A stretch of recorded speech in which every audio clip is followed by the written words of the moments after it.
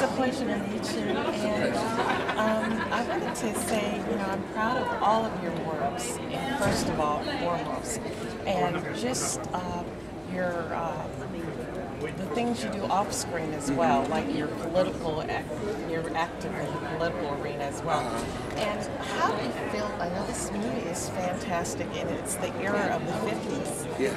So how do you feel about doing a film that's in the 50s and that had limitations for minorities back then and other obstacles?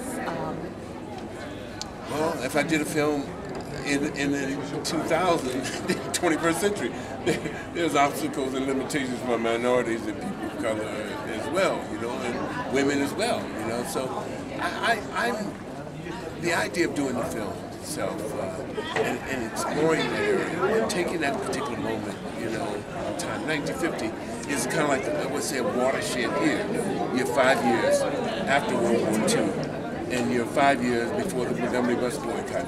So you're in the midpoint of those 10 years, the Montgomery bus boycott, or the Supreme Court decision on segregation, desegregation, Brown versus Board of Education, to Kansas. Those were just about that time. They were about to happen. So to look at the world as it is, as it was to some extent, to get a sense of the relationships as they were, and to get some sort of idea that what's going to happen, what possibly could happen with this almost, this catalytic change, this enormous change that's going to about to happen. Absolutely. And so to be on the preface of that period is, because if we look at change and the change that has happened, there are little indicators of that change about to occur. Always, sometimes we don't recognize that change because we're in the midst of the change. That's right. One other question.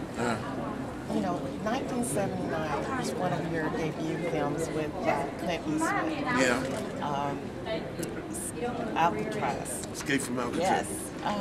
Did you know at that point, after you made that wonderful film, that would be propelling your career? Well, it wasn't because I'm hardly. You don't even see me in the film. But it was very short, but very meaningful. Well, you saw me at a moment. You saw my back at the film. I don't recall seeing my face in the film. But I never. If I were to take that moment and that, it was so many times. I think Kevin Costner was in The Big Chill, but they cut him out. Totally out. But he went on before this. But so many things that actors. Example of that.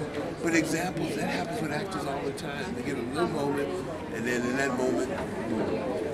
Well, you're humble, but that's great. But wonderful, wonderful works you've done. Thank you so much. And I'm very proud of you. And the musical aspect of this film, Honey Drippers.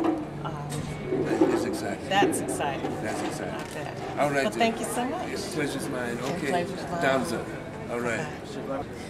Hi, I'm Donza Megley for Centerstage magazine. I just spoke with Danny Glover. We're here at his movie premiere called Honey Drippers. It's a movie that took place in the 1950s. It's an exciting era, music-wise, character-wise. Wait until you see it.